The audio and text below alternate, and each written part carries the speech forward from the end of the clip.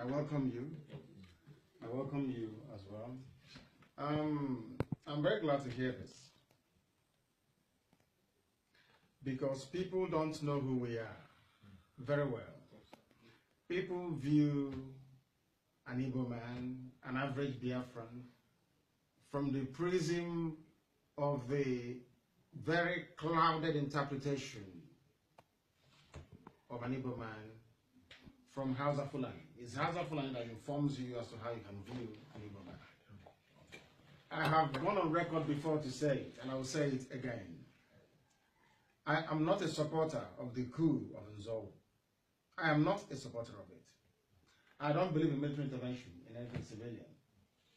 I allow civilians to sort it out. The job of the military is to go and safeguard the borders, and that's it. Nothing more, nothing less. Having said that, the way the coup was explained to people, the way it was presented, the narratives used to sell it to the Nigerian population was geared towards achieving just one very simple goal: to poison the minds of the people against the Igbos. Not because the Igbos have any ulterior motive of perhaps lording it over other people or conquering them or dominating them, but because the Igbo people could have opened the eyes of the other people. Only them could have risen to challenge Hausa Fulani caliphate dominance of the entire political and economic landscape. Understand this very well. Yes. Now, Britain advised them on what to do. You're a minority in the north, according to British definition. Yeah. So are you. Yes. But they never set up any minority commission in the north. They set up one in the south. So, for them to be able to get at the resources in Biafra land, they need to disable the one constituent unit capable of checkmating them, the Igbos. So what the white man did was to say, we're having a minority commission. Oh, we are worried about the welfare of an Ibibio man, of somebody from Ogoni. If we leave them with these Igbo people, who knows what is going to happen to them? Unfortunately, our people in southern Biafra bought that nonsense crap, basically. And that is why everybody is suffering today. Tell your people I accept what I have said, and we shall reciprocate. Believe you me, if it were possible to save Nigeria, I will be at the vanguard of it, champion of it. Just that the place is not salvageable because of the mindset of the people that you're dealing with. So what we have come up with is a very simple solution.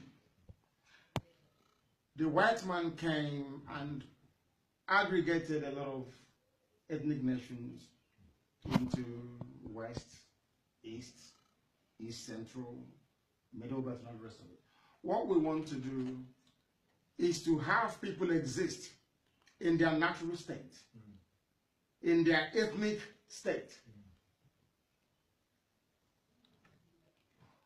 Tell the people that I said, if Thief Nation can get together and have a referendum to say we want to be part of Biafra, they are more than welcome to do so.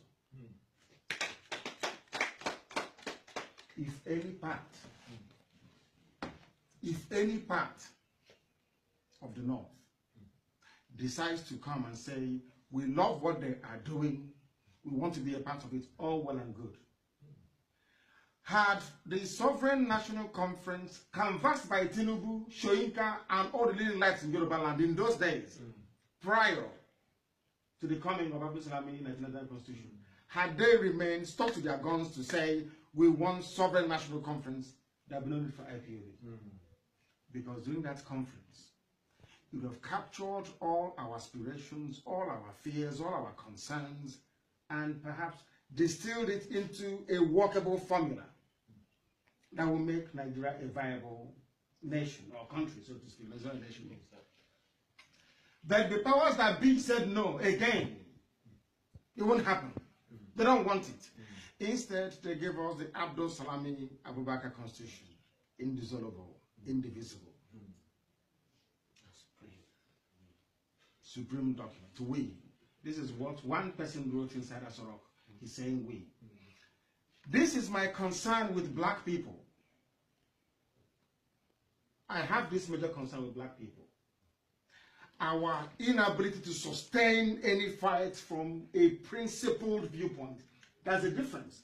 When you are in very serious trouble physically and emotionally, you try to do something about it. I'm talking about taking up a particular stand and being able to defend it through thick and thin.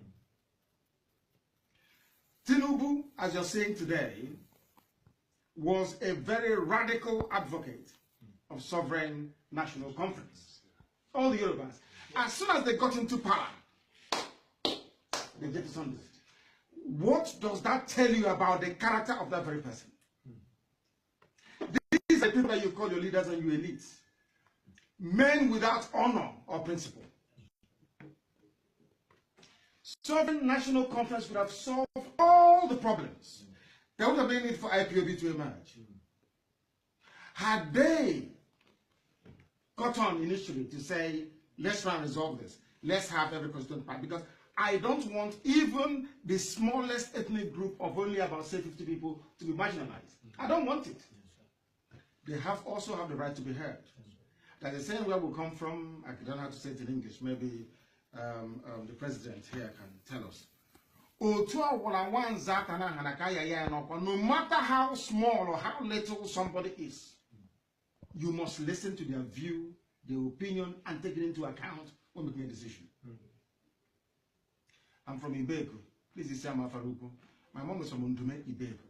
I cannot go to my mom's village and tell them what to do. Do you understand what it is? That's how we are. You can't. You're not allowed to unless they invite you. So there is no way an Igbo man could conceivably dominate anybody unless you equate entrepreneurship, hard work to dominance. If I come to your place and I want to start up a business, a pharmacy, and I buy land and I build a chemist or a drugstore and I do well and perhaps I send my kids to the very good schools I have around you, how is that dominating you? I don't understand it. We didn't go to war with anybody. We didn't conquer anybody. And nobody conquered us until the white man came in 1904. Why am I pointing all these things out? Is that when people have this irrational, morbid fear of an Igbo man, I feel sorry for them. Because only an Igbo man can save you. Ultimately, take this back to your elders, and that's what I said. Eventually, even the tribes that you have in southern Kaduna, the Adamawa minorities, they bow to the problem. Only Biafra can save everybody.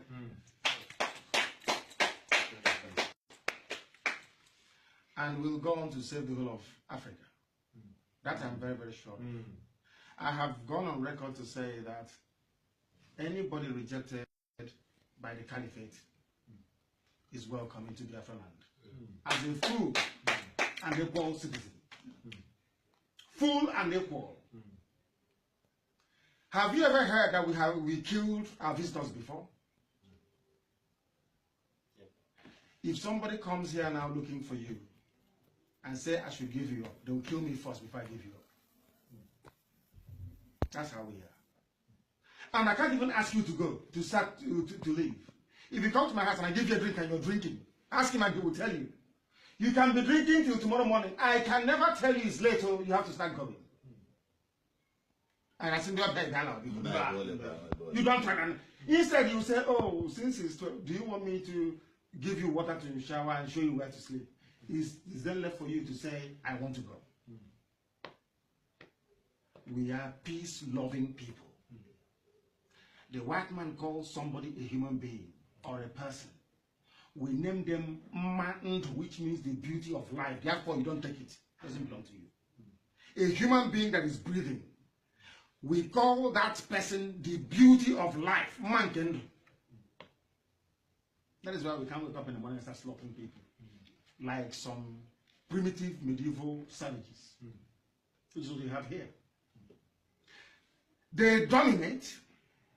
They suffocate you. Look at what Junaid Mohammed is doing and Udang Abdullahi. Every blessed day, they are hammering Are you going to allow IPOB to take us to war? You see Nnamdi Kanu, he wasn't born during the war.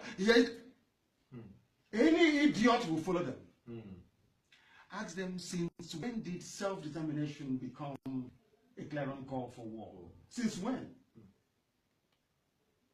Since when is asking for a referendum hate speech?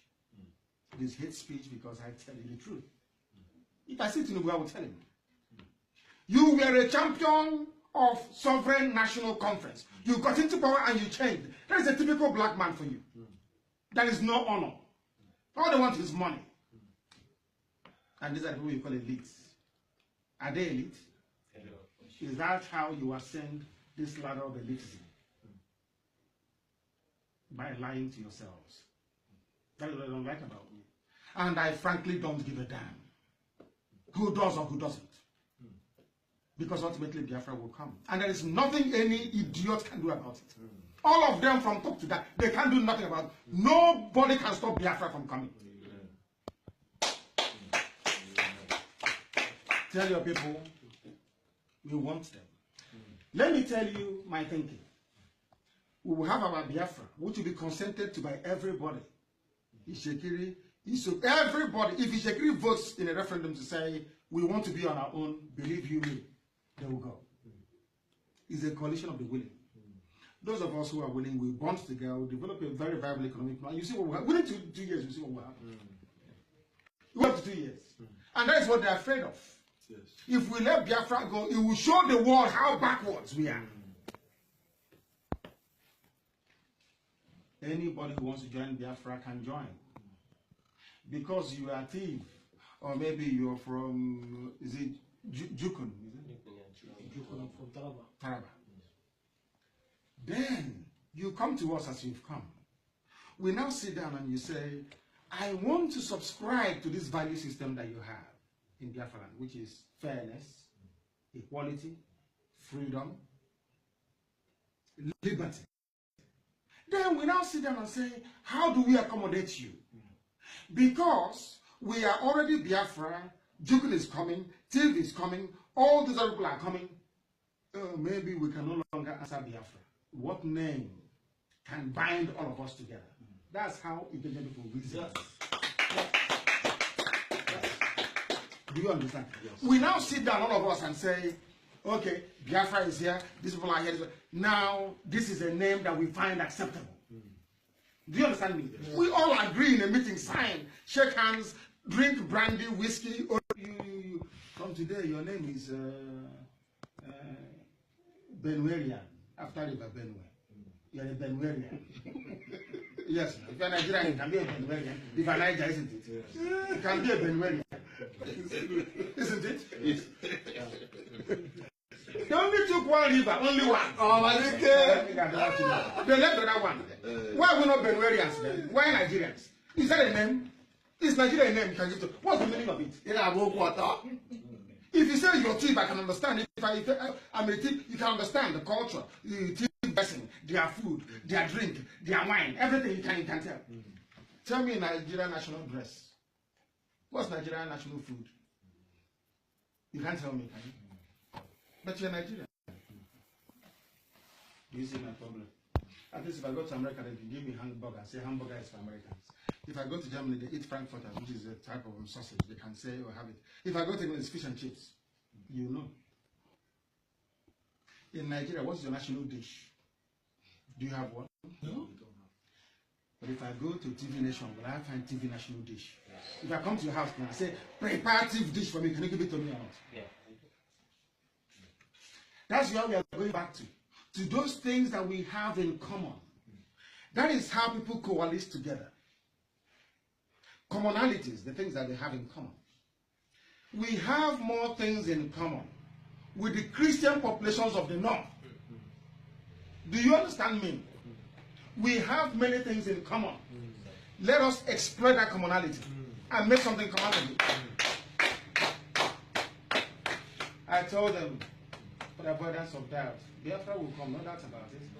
We are going to build a state-of-the-art seaport in Lokoja. State-of-the-art. If they agree, Biafra doesn't extend up with it. If they agree, we dredge the River Niger, make it, internationalize it. So it doesn't belong to anybody. It belongs to an international waterway. We will pipe oil and gas for free. Because it is in my interest that the economy of the deep nation is growing. Do you know that? Okay, people think that if you're a rich man and your neighbors are poor, that you're rich. No, you're not. EU taught me this. That's what EU is all about. They bring in all these nations, they spend billions to bring them up to speed like the other ones. So you won't have armed robbers coming from the new countries into their area. You won't have any form of violent crime. All this pettiness and restiveness will disappear. That is called nation building. The charlatans and the criminals you have in Abuja do not have the mindset, they don't have the intellect, they don't have the conviction, the philosophical conviction to carry through anything that can bring tangible benefits to other people. They lack it because they don't know. A country that produces 2 million barrels of oil every day, but you import refined petrol. Do you think you're worthy or fit to be a country with 4 supposedly functional refineries? You still import fuel. Now because of how we get and we do. The amount of stupidity and hopelessness going on within Nigeria is not something I can tolerate. I can't. Others may, but I can't. I live in England. The Prime Minister of England is not an Igbo woman as of today, Theresa May. None of them will ever be. But I prefer to live in England. Why? Because if you graduate, you can find a job to go to. As a student, I can afford gifts and presents for my parents as a student. I had a car. I lived in my own flat as a student. Why wouldn't I want that for my village, for my town, for my nation, Biafra, where I come from? Had the people that set up the social structure of England been as myopic and as selfish as you do in Nigeria, do you think I could have gone to England to study and have such, I could have reached almost a satisfactory lifestyle, so to speak? It is my duty to ensure that your children are comfortable. If you have 15 children and want them all educated, everybody, because I don't know if it's one of your children that will give us the cure to perhaps arthritis or to cancer. How do you know? So providing that child with the finest education possible is the only way you can find out. Are we doing it in the zoo? God, Nigeria. People lie to themselves and they pretend. Every day the same set of liars. They tell you a lot of rubbish. He's causing trouble. He wants to do this. He wants to do that. Rubbish. They are protecting their interests, which is free flow of oil and gas. They sell and they go on Hajj every blessed year on money belonging to everybody. I have nothing against people wanting to exploit other people for their own benefit. That's entirely up to them. But me, I hate it. If they have any sense, which I doubt, anyway, they could have used the Confab report of 2014 at least as the foundation for coming up with something workable that people can buy into. But they come with this sensible state idea. I want an attractive nation to be in one nation.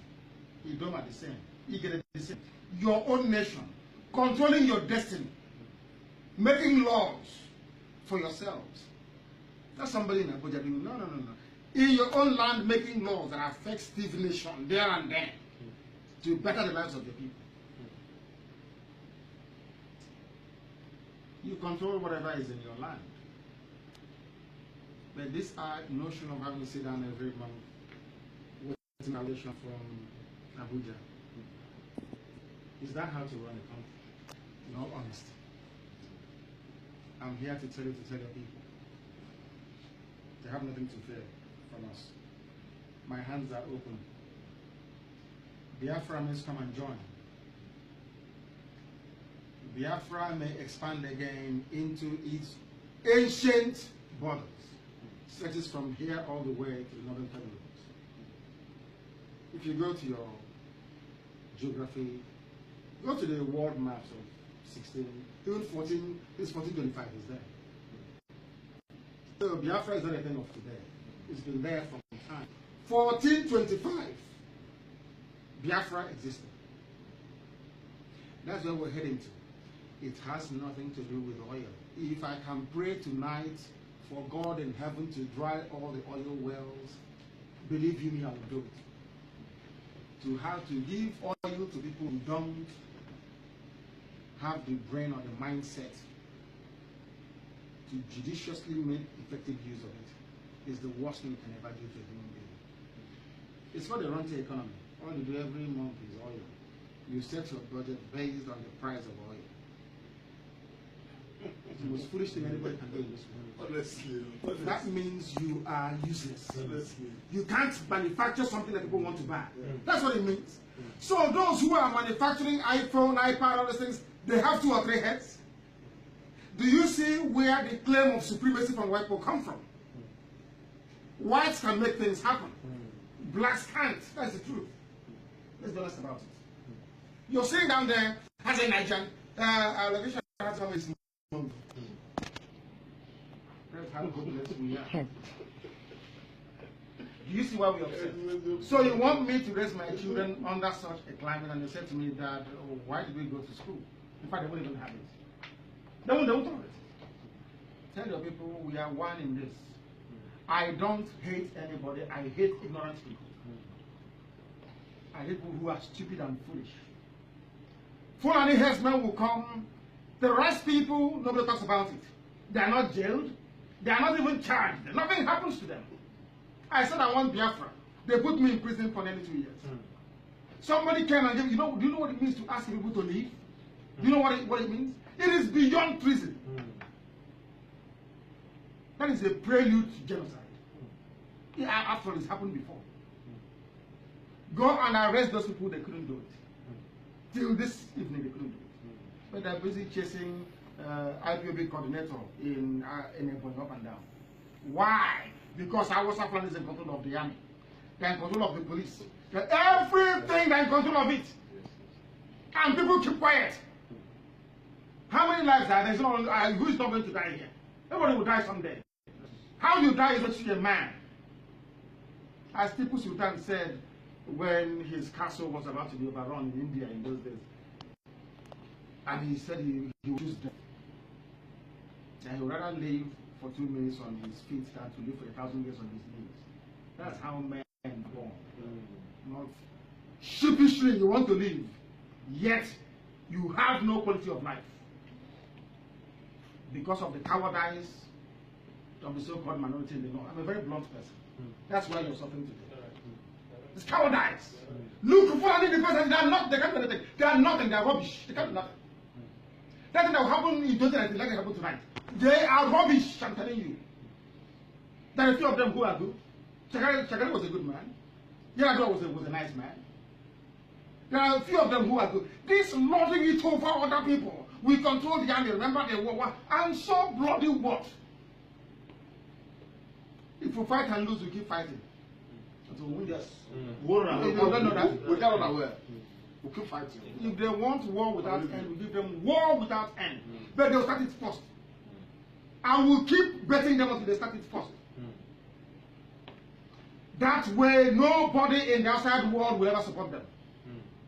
Biafra lost the war because of Britain and the superpowers. Not because of these people. If they let them fight us in an open warfare, no foreign interference, they won't last for 2 weeks to be Sokoto. They know that very well. They are meant, when they talk and people run from them, I say they are mad. They are people who are stupid. Who are they? That everybody is frightened of them. Who are they? I ask. Nonsense. Please tell the people that we're with them. Anything we can do, we will do. to make sure we cement this very bond. Not like the bond of the old. I'm not a politician. So anything you hear from me is a left from my heart, and that's what I'm going to do. I don't say things that I'm doing. You understand? Thank you for coming.